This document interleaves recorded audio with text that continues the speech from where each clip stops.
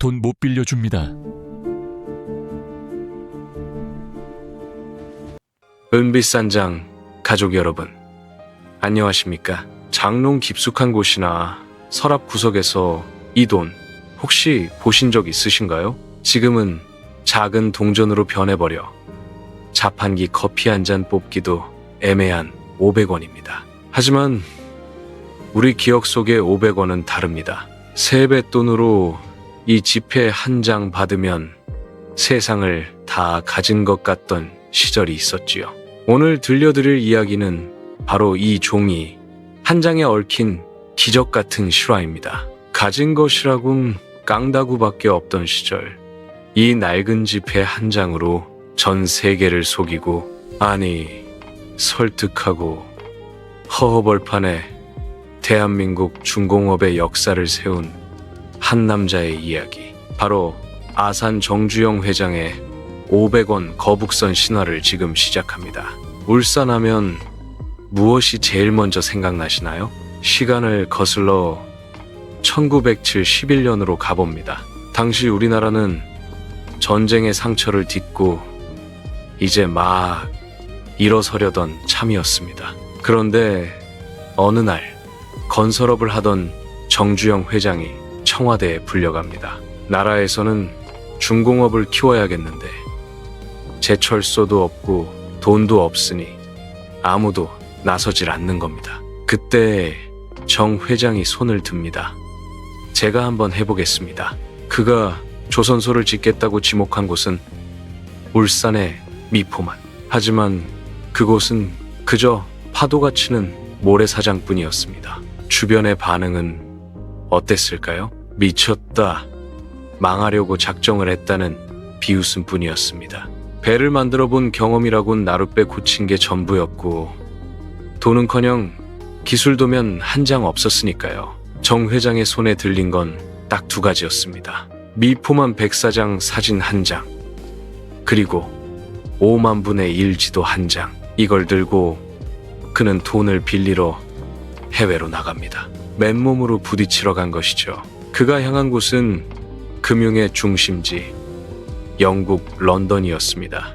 영국의 바클레이즈 은행을 찾아가 돈을 빌려달라고 했습니다. 우리가 배를 만들 테니 돈을 좀 꿔주시오. 하지만 영국 은행장의 반응은 싸늘했습니다. 어쩌면 당연한 일이었죠. 당신 내 나라 능력은 뭘로 증명할 거요? 배를 만들어 본 적도 없고 보증 설 돈도 없는 나라에 우리가 미쳤다고 돈을 줍니까? 치욕적인 거절이었습니다. 며칠을 문전박대당했습니다. 호텔방에 돌아와 창밖을 보는데 억울하고 분해서 잠이 안 오더랍니다. 빈손으로 돌아가면 대한민국의 중공업은 시작도 못하고 끝나는 상황. 그때 정주영 회장의 머릿속에 번개 같은 생각이 스쳐 지나갑니다. 그는 밤새 호텔방을 서성이다가 지갑을 열었습니다. 그리고 500원짜리 지폐 한 장을 꺼내들고 다음날 다시 은행장을 찾아갑니다. 다시 마주 앉은 은행장과 롱바텀 회장. 여전히 표정은 빨리 가라는 식이었죠. 그때 정주영 회장이 테이블 위에 500원 지폐를 탁 하고 내려놓습니다. 우리는 거북선이라는 배를 만든 민족입니다. 영국 사람들의 눈이 휘둥그레졌습니다. 정 회장은 기회를 놓치지 않고 굵은 목소리로 말을 이어갑니다. 당신네 영국이 1800년대에 와서야 철로 만든 배를 띄웠지요? 우리는 그보다 300년이나 앞선 1500년대에 이미 철갑선을 만들어 일본군을 쳐부셨소. 영국이 나무배 타고 다닐 때 우리는 철판을 두른 배를 만들었단 말이오.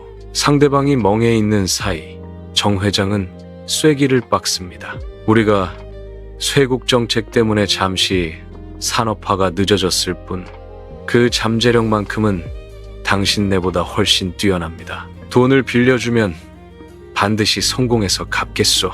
지폐 한 장에 담긴 민족의 역사, 그리고 그 역사를 믿는 한 남자의 배짱.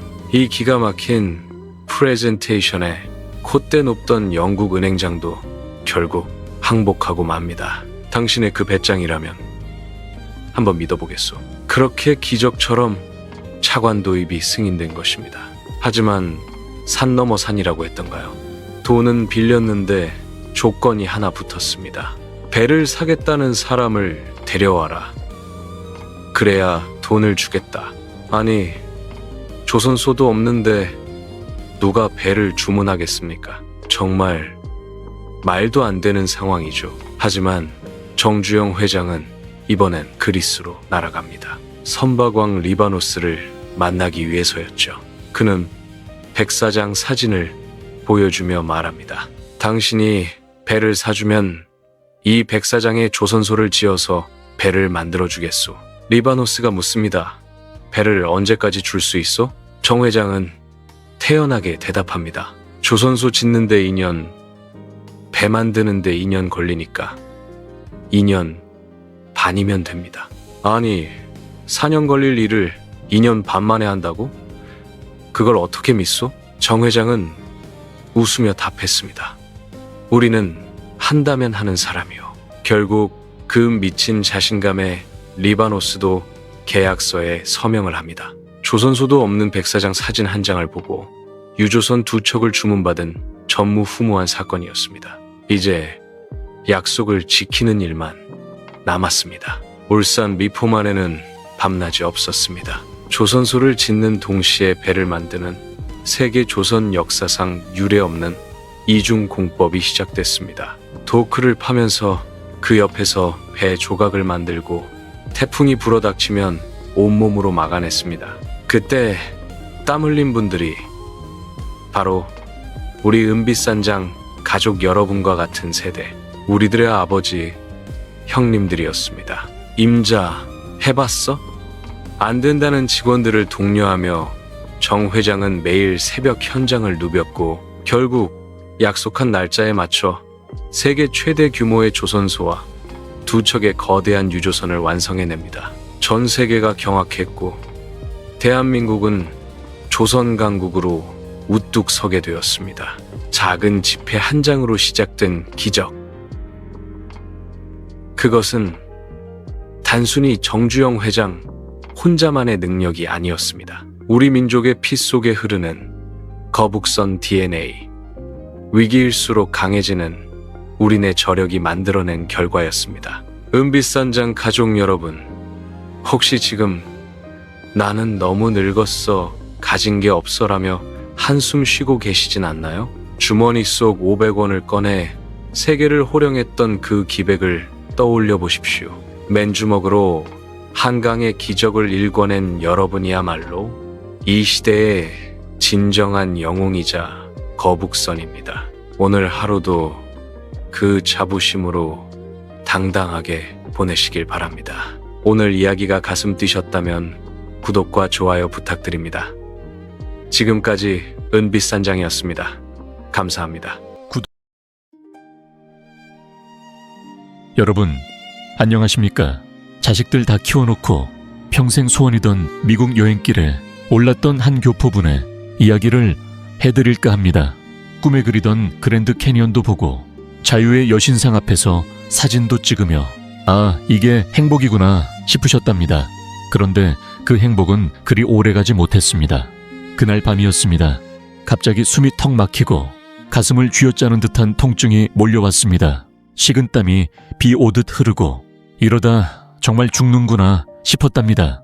놀란 가족들이 911을 불렀고 정신없이 앰뷸런스에 실려 미국 병원 응급실로 향했습니다. 다행히 심각한 상황은 아니었습니다. 이런저런 검사를 받고 링거 주사 한 대를 맞고 나니 좀 괜찮아졌지요. 그렇게 몇 시간 만에 응급실을 나왔습니다. 아이고, 그래도 큰일 아니라 다행이다. 미국 병원 참 친절하네. 가족들과 가슴을 쓸어내리며 안도했습니다. 문제는 그로부터 며칠 뒤였습니다. 호텔로 날아온 편지 한 통, 바로 그날 응급실에서 보낸 병원비 청구서였습니다. 그분은 청구서에 찍힌 숫자를 보고 자신의 눈을 몇 번이고 비볐다고 합니다. 우리 돈으로 약 2천만 원이었습니다. 링거 한 대 맞고 간단한 검사 몇 개 받았을 뿐인데 2천만 원이라니요. 눈앞이 캄캄해지고 억울해서 눈물이 쏟아지더랍니다. 이게 나라냐? 이게 사람 사는 곳이냐? 미국에 대한 환상이 산산조각 났다고 합니다. 그런데 바로 그때 그 2천만 원짜리 종이 한 장을 붙들고 펑펑 울던 그분 머릿속에 자신이 떠나온 고국, 대한민국이 스쳐 지나갔습니다. 만약 내가 지금 한국이었다면, 새벽에 쓰러져 응급실에 갔다면 아마 온갖 검사를 다 받았어도 응급실 비용은 불과 몇만 원, 아무리 많이 나왔어도 10만 원을 넘지 않았을 겁니다. 우리는 감기 걸리면 4천 원, 5천 원 내고 동네 병원에 가는 것을 당연하게 생각합니다. 배가 아프면은 언제든 달려가 내시경을 받을 수 있고, 큰 병이 의심되면 대학병원에서 세계 최고 수준의 의사들을 만날 수 있습니다. 아파도 돈 걱정부터 하지 않아도 되는 나라. 적어도 병원비 때문에 온 가족이 거리로 나앉을 걱정은 없는 나라. 우리가 매달 꼬박꼬박 내는 그 건강보험이 해외에 나와보니 2천만 원짜리 청구서와 맞바꾸고 보니 얼마나 위대하고 고마운 것이었는지 그제야 피눈물로 깨달았다고 합니다. 다른 나라가 아무리 좋아 보여도 내 나라 대한민국만큼 사람을 귀하게 여기는 나라는 없더라. 그분은 여행자 보험으로 겨우겨우 처리는 했지만 그날의 충격으로 남은 일정을 모두 취소하고 바로 귀국길에 올랐다고 합니다. 여러분, 우리는 이미 세계 최고 수준의 복지 속에서 살고 있습니다. 우리가 피땀 흘려 만든 이 나라가 우리에게 이렇게 든든한 울타리가 되어주고 있었습니다. 당연하게 누리던 것들의 소중함을 다시 한번 생각해보게 하는 사연이었습니다.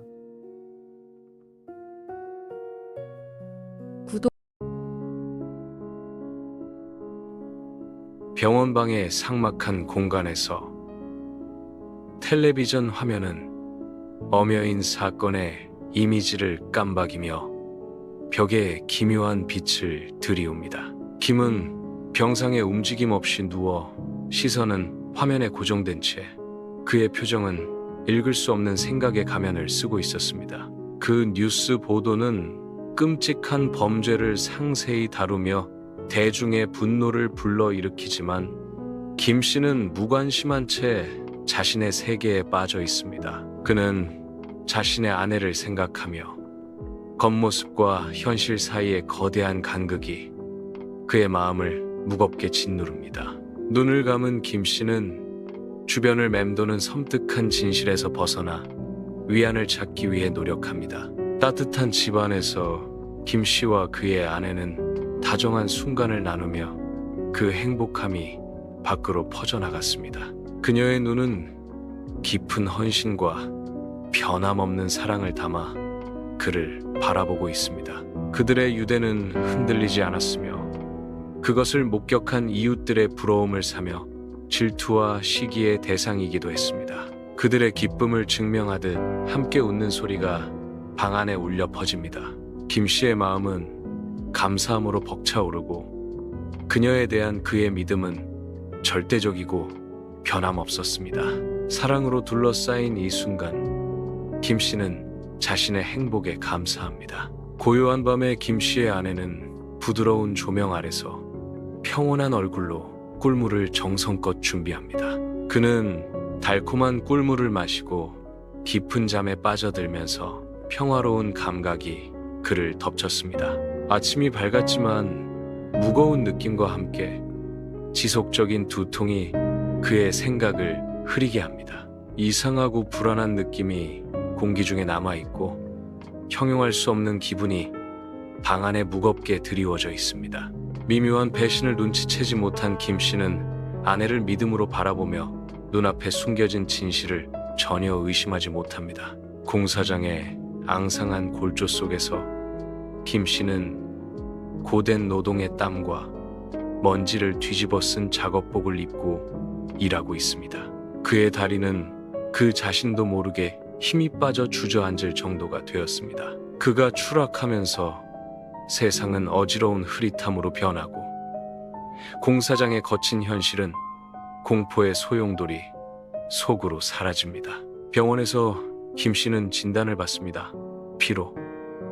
목소리가 울려 퍼지지만 찝찝한 느낌이 계속 남아 그의 마음속에 불안의 그림자가 드리워져 있습니다. 그의 아내의 지극한 보살핌은 변함없었고 그를 안심시키려는 듯 그녀는 더 따뜻함을 보여주었습니다.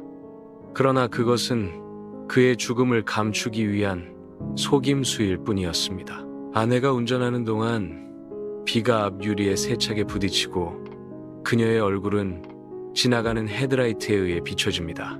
김 씨는 밤을 가로질러 차가 질주하는 동안 그녀 옆에 앉아 있었고 그의 피로함은 그의 얼굴에 깊이 새겨져 있었습니다.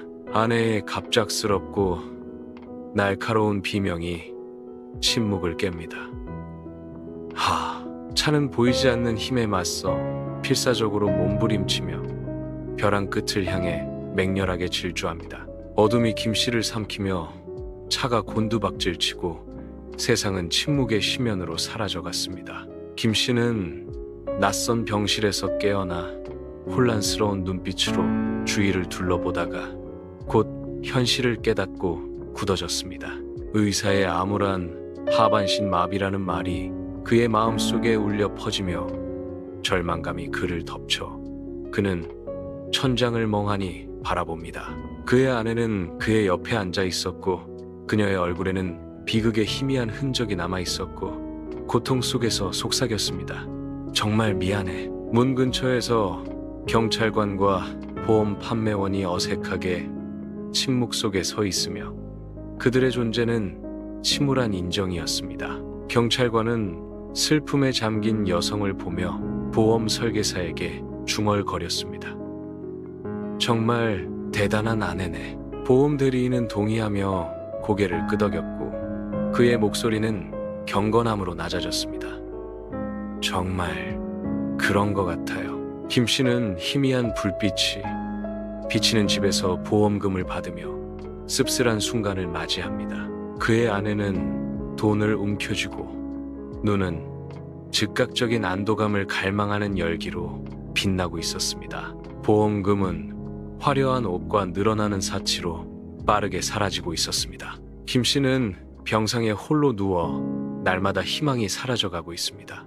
그의 아내의 방문은 드물어지고 그녀의 무관심은 삭막한 병실에 김 씨만을 홀로 남겨두었습니다. 김 씨는 병실의 삭막한 공간에서 꿀물의 달콤한 배신을 갑자기 깨닫습니다. 그는 아내가 계산적으로 배신한 사실이 이제 역겹도록 분명해지자 믿을 수 없다는 듯이 눈을 크게 떴습니다. 충격은 타오르는 분노로 변하고 창백한 피부 아래에서 격렬한 감정의 폭풍이 일어났습니다.